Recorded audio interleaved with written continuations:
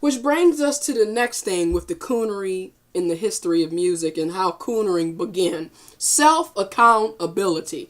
Okay, my thing is this. It's all supply and demand. It's basic economics. It's pretty simple. If we want to complain about we don't want to be betrayed as bitches and hoes and niggas and thugs. We get that we don't want to be looked at as that. We don't want that as a negative stereotype on black people. Well, here's something really simple that we could do to help decrease that, possibly stop that. Stop supporting the coonery. Exactly. It's like out front. I can ask somebody, yo, who's a good rapper? Who's a good rapper? They'll say, oh, we got the Waka Flocka, got the Lil Waynes, you got the Jeezys.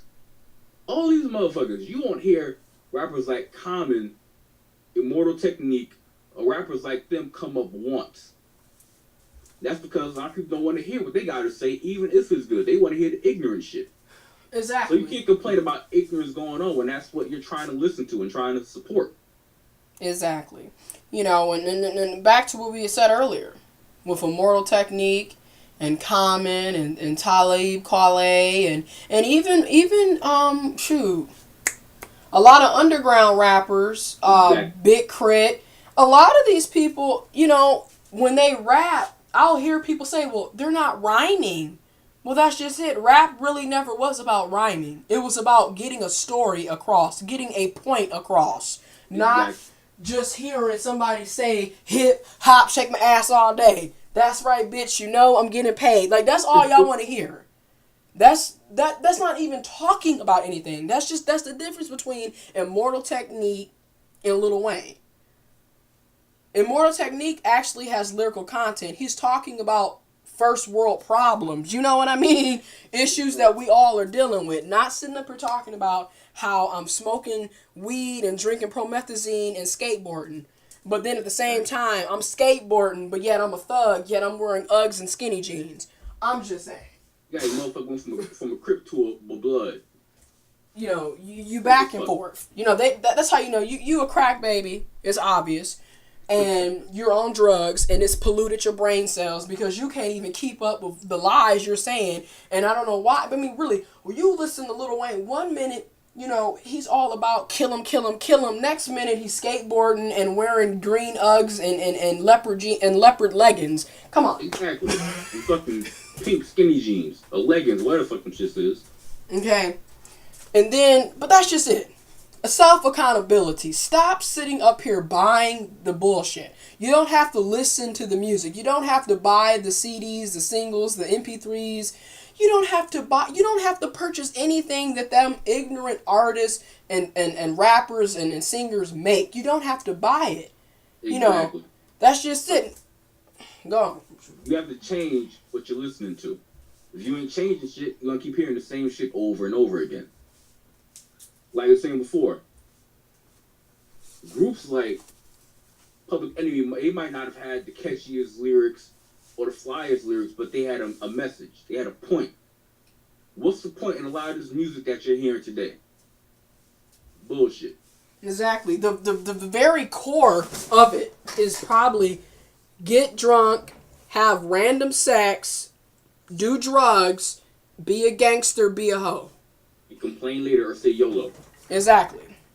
Right, that's what I'm talking about. People swear up and down, Papa Molly, I'm sweating, and YOLO are the realest lyrics they've ever heard. What the hell? All he did was create a fucking synonym.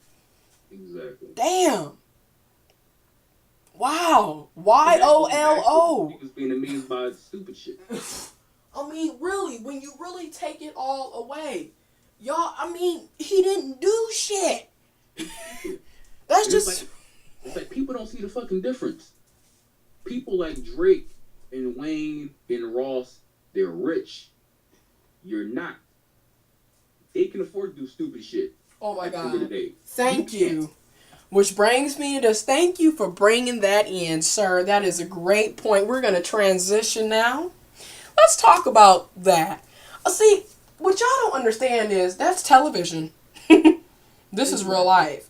And what I'm about to get to this is, y'all sitting up here, case in point, Rick Ross and Biggie and a couple of others are the only fat motherfuckers you know who can pull girls. Because you know good and well, if somebody looked like Rick Ross and they were normal, didn't have no money, didn't have no fame, do you really think girls would be talking to him? Exactly. Lil Wayne, look like a goddamn chimp. If he was broke, you think he'd be pulling all these chicks? Exactly. And for the ladies, I'm going to go on and say it. Nicki Minaj is a hoe. And everyone knows she's a hoe. However, she has money. So, guys make it seem like she's this, she's that. But keep in mind, let you dress like a hoe and say the stuff she does and sleep around. You're not going to get an ounce of respect. You're just going to be the neighborhood hoe. Yeah. Even that. These guys don't respect Nicki Minaj. They want to fuck Nicki Minaj. So if you act like Nicki Minaj, what do you think guys are going to respect you for? Exactly.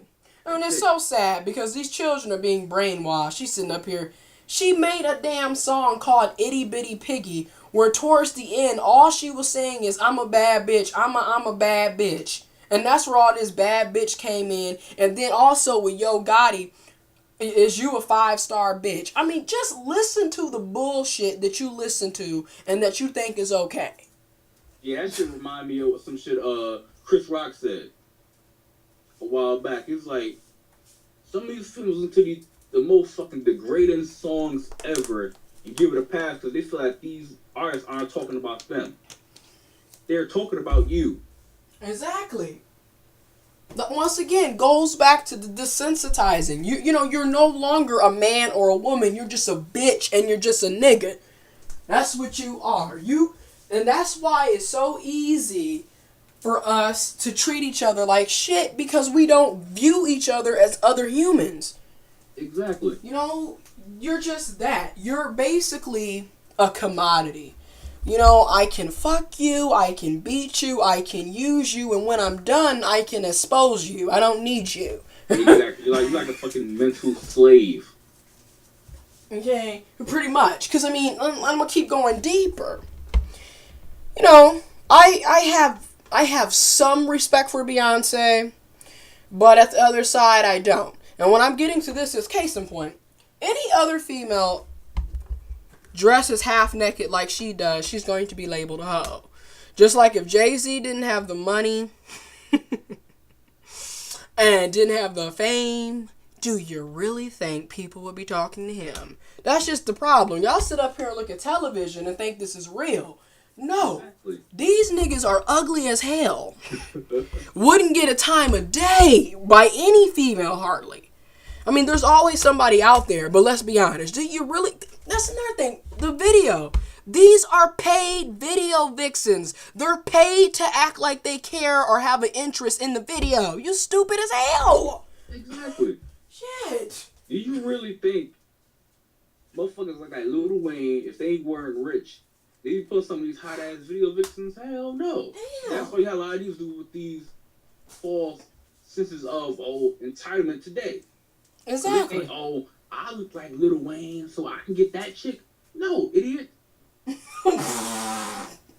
Exactly. And that's why you got all these females walking around calling each other bad bitches, but not realizing you a hoe. And everybody done ran up in you. You no good. It's like the saying goes, you ain't a bad bitch, you was doing bad, bitch. Exactly. You know, it's just ignorance on ignorance on ignorance. Y'all a sad case, man. And you know, and I hate to say it, but it is what it is. Hip-hop has done more bad than good. Pretty damn much. You know. It's like, the funny part is, you niggas are supporting this shit. Exactly. Now, I was proud of some chicks from, I think it might have been Spell McCall some years back, who protested against Nelly for promoting, from at their college, because he made tip drill. Mm-hmm. I was proud of them ladies, because they promoted some goddamn self-respect. Exactly. They weren't about to be jumping over this motherfucker. He making songs degrading them by having women clapping their ass cheeks in his video. Right, and sliding credit cards down their ass cheeks. Exactly. I mean, damn shame. Which brings us to the next thing with the Coonery in the history of music and how coonering began. Self-accountability.